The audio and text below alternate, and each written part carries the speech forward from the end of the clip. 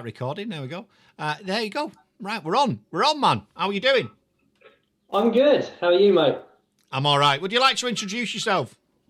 Yeah, I'm going to introduce you as you would introduce me. So I'm Stuart Howe, the celebrity hypnotist, who is not a celebrity yet. Yet. But I'm also living in Wales and not Welsh. Yeah. I'm right-handed, but I play pool left-handed. Yeah. And I think that's about it. Yeah. Well, you've got a nice beanie on today, haven't you? Nice beanie. Yeah, I have, mate. It's Ross the Boss Birkinshaw Box Fit. He's an ex-professional boxer who would like to come on the show, actually, because I spoke to him. I can come on. I've interviewed a boxer before from Manchester, someone I know. But yeah, go on, we'll do that. Nice. Yeah, he won the Commonwealth title with 4 days' notice. Yeah. Against a guy that had never lost a round, let alone a fight. And he also became the WBO European champion and was ranked 8th in the world by the WBO. Excellent. Well, you've put a beanie on, so probably people are wondering I've got a beanie on as well now, just to be so I'm not missing out. Do you know what I mean? That's what I've got. I've got my right to the wall one on. You see, there you go. Right. Keeping me. It's good actually because it's stopping the noise going into my earphones. You know what I mean? It's reducing the decibels. It's quite safety. I'm just doing it to save the heating bills. No. Yeah, I saw you was hoovering yesterday. It was like a scene out of a Queen video. That was got to break free. I want to break free. Yeah, I thought I'd just hoover. I don't know what possessed me. I was in the attic when I thought this will make a great picture. Well, not celebrities, no pictures with celebrities, just me with a hoover. The things that go through our minds. But that's the thing that draws people in. It has to be different, innit? Because all people put... And there's no right or wrong, is there? You know what I mean? I don't think there is any. Oh, you can't do that. Shut up. Anyway, so behind you, it's great for radio, but this will go out as a video. And if you watch it as a video, yeah, it's a video. You've got a massive box of silk cut behind you there, sir, haven't you? Yeah, it says Stuart Howe, smoking is something you can seriously quit within 90 minutes with me. Excellent. So is that one of your things that you do? Yeah, so basically I help people quit smoking, but I obviously work with boxers and athletes and things like that as well with hypnotherapy because it's all about mindset. It's simple as that. You know, to make it successful, it's 20% skill, 80% mindset. Yeah. And, you know, honestly, if I can work with celebrities literally and succeed, anyone can. Anyone can. But I want to actually mention something that you mentioned on your live yesterday. About Clubhouse, because everyone's like, oh, I made £1 million last week. You know, you can make £1 million in a week. You know, me and you, it's taken years and years and years and years to get this far. Yeah. Like, it took me 6 years to make a penny, and I think people forget that. They go, oh, I want what you want.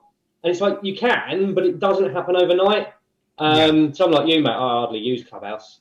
No, I've not deleting, and that's not the part of the thing, but I think it's quite a good topic for conversation. And I did a massive rant on it yesterday, so go and watch it. I'm not sure, I might have swore, I'm not sure, I don't know. If you've ever watched any of my videos, yeah, I have sworn. But for me, it's like a lot of things, isn't it? How many social medias, how many people do you need to connect to make your business work? You know, you've got billions and billions on Facebook. You've got Twitter, you've got Snapchat, you've got YouTube, you've got Instagram, you've got LinkedIn. You know, how many people do you need to connect to? Then not only that, you go onto Clubhouse, or as I called it yesterday, Cockhouse. You go onto Cockhouse, right? Yeah, and the same people you know on LinkedIn are on Cockhouse. Pick the bloody phone up and speak to him, or you know, create a room. The Zoom? You can have Zoom meetings. I'd much rather, me and you are doing this over Zoom, see someone's face and talk to him. You know, why don't you get a group of people together? But they're all, you know, you've got networking groups, you've got online networking groups. There's that much stuff. If you can't get people to gravitate towards you using one of the platforms or most of the platforms, another platform's not going to help you, is it? It's not. No, the problem is because it's like a new trend. So if something else come out, I don't know, like Zoom, if we called Zoom something fun like Zoom House or whatever, yeah, everyone would be on Zoom next week because it's been publicised. It's a cool thing to do, and it's like you said, it's literally the fear of missing out. Like, don't get me wrong, I'm not knocking Clubhouse. It's just not for me. I've done one room. I had one person in it. I should make out I had 1,000 in that room. I had one person in that room, right? I was talking to him like, hello, mate, right? It was like a phone call. Literally, he was like, "Hi mate, how are you? Yeah, good." And that's go on. That's it. And that's why I've not done. And that's why I've not deleted it, because you can have a private room in there. I know this conversation not supposed to be about that, but you can have a private room in there. So I've not delete. I was going to delete the app, and I thought I'm not going to delete it, because what might happen is you might get several people like the boxer, and someone else might say, well, actually, let's jump on a room together and have an audio call. Yeah. So that's the only reason I've not deleted it. I just. How much time do you spend? Anyway, let's get on with. We've done that section, and that's just I'm quite passionate about that. I don't want people to be ripped off, and you go on there, and Greg from California or Randy Lovepump from Texas is got his. You like that one yesterday, didn't you? Randy Love. I can't even do a straight face when you say it. Hey, Randy Lovepump in Texas has got his. Hey, come on, Randy. He's amassed $8.2 billion, and he's come all the way from Texas today to talk to you. He's not going on Clubhouse, right? If you're a billionaire and you're going on Clubhouse, then I'd question that. Yeah, I'd question, why is a billionaire going on Clubhouse talking to Doris, who lives in Colchester and she's got a sewing business? What is the reason for that to happen? Yeah, what is the reason? They're there for one reason only. That's to get some more frigging money out of you. Get some more money out of you. Trust me. Yeah, trust me. That's the only reason. However, there is some quality content on there. There is people on there that have got communities and growing and keeping stuff together, like a lot of things. But just be careful of the snake oil salespeople that are going to tell you you're going to become a millionaire overnight. Because if that's what you think is reality, go and spend a couple of quid on a lottery ticket. You've got more frigging chance of winning on that than you have of Randy Lovepump getting you to be a billionaire in 2 weeks. I could keep a straight face on anything, mate, I tell you. Not with Randy Lovepump, I'm sorry. Randy Lovepump. That's come back from the 80s, that, when I worked I worked for Kellogg's, and one of the guys in the office was really into his American stuff. He was into his day vans, and he said he'll be such and such a thing. He said, Kirk, I think your name should be Randy Lovepump, because that's real. It's a real American name, isn't it? Randy Lovepump. Anyway, so. How do you help people lose? What do you do for people? I'm not going to tell you your trade secrets, but someone's a smoker and wants to give up because it's a filthy habit. Filthy. I'm an ex-smoker, by the way. What do you do? Well, what I do is, because the unconscious mind is 30,000 times more powerful than the conscious mind, what I do is I get them into an altered state. And what I do, you have to obviously want to quit smoking. I can't just get someone off the street and go, right, you're going to quit smoking, because they're going to find a way, if they love it, to do it again. Yeah. But what I can do is just convince and I call myself like the mechanic of the mind. I just reprogram their mind to make sure that they don't want to smoke. Yeah. Or if they're a boxer, I'll get them to want to become the best that they are. So what happens is we reprogram that mind to stop all the fear, all the negativity, because once we're in a different place mentally, it becomes easier to do. Yeah.